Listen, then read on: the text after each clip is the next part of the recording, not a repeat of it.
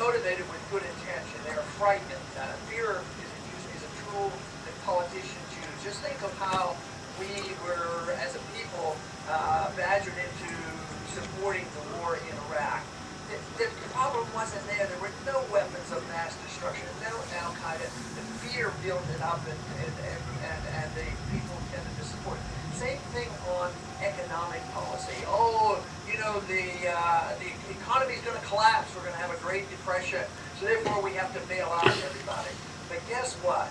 The people who were ripping us off and making bundles during the boom times, they got the bailout and the bad debt got dumped on the people, and that's what we have to reverse. We need to take care of the people and make sure the people who get all the privileges and the benefits and the bailouts, that should stop.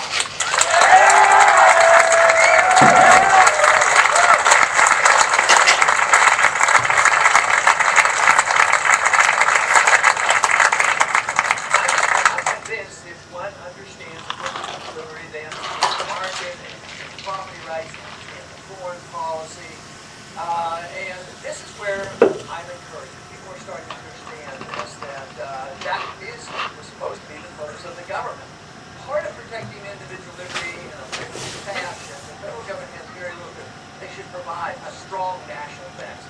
Quite frankly, I do not feel safer because we have become the policemen of the world and have gotten involved in way too many wars. It's time that we look after our own national defense and start getting our troops back home here.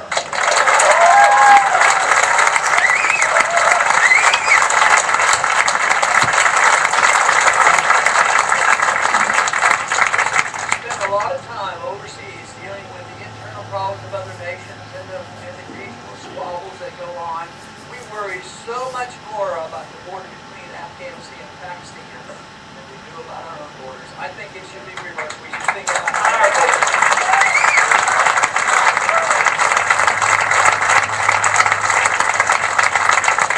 The Constitution, once it was decided that we would have a new nation and we threw off the tyranny of the king, the states were very reluctant because they wanted to be independent states, so the Constitution was written to protect the independence of our states and limit strictly what the federal government will do.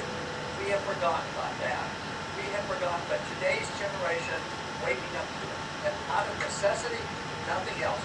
Because the federal government is way too big and they're always too anxious to go up one more level and even use international government in the finances and our foreign policy. So that is the reason the Constitution does protect our national sovereignty. We should be selling out to the WTO, the IMF, the World Bank, and to the United Nations. It should be the United States of America.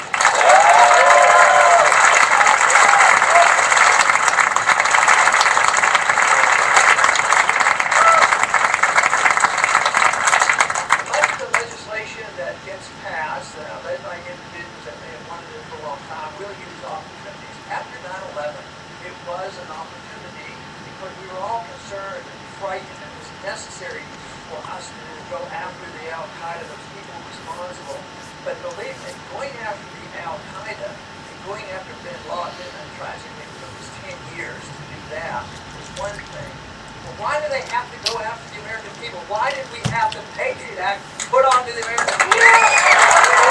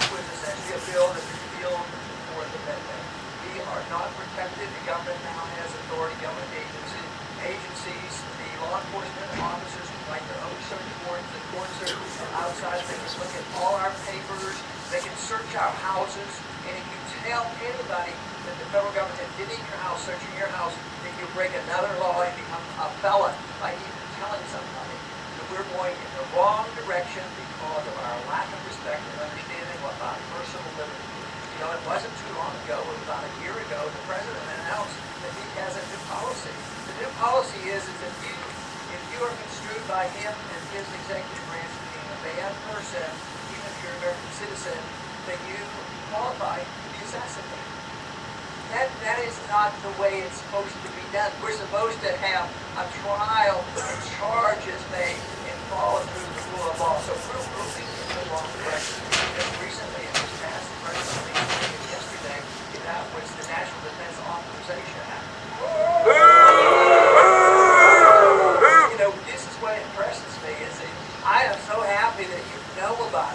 what's coming. So you know, and I know the media's here, and I don't. Well, I'm not in the business of bashing the media. You know, they're all our friends. But let me tell you, I don't believe you heard that on the evening news. I bet you come on the internet to find out what they're doing.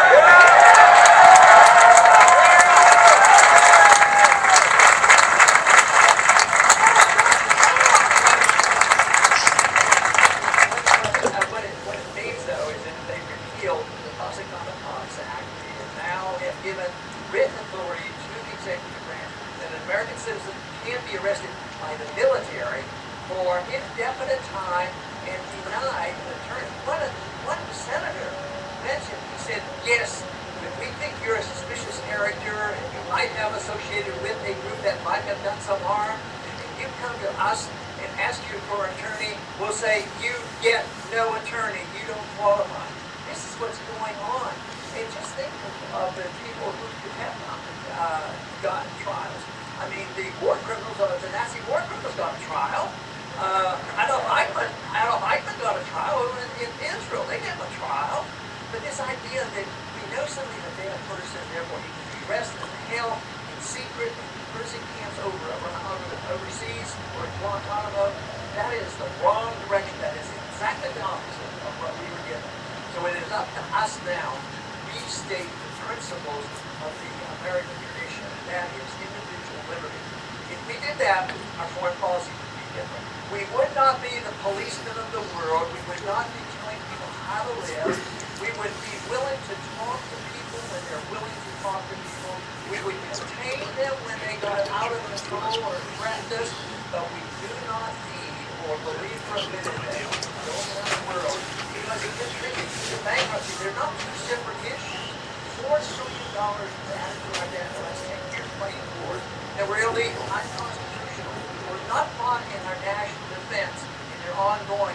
Even now today, we got involved in a couple $1 billion deal in Libya. There's plans now to be very much involved in Syria. There are plans made to stir up war. Just listen to some of the other candidates. They're willing to start bombing Iran right now. You know, one thing for certain, this country does not need another war. I'll tell you that.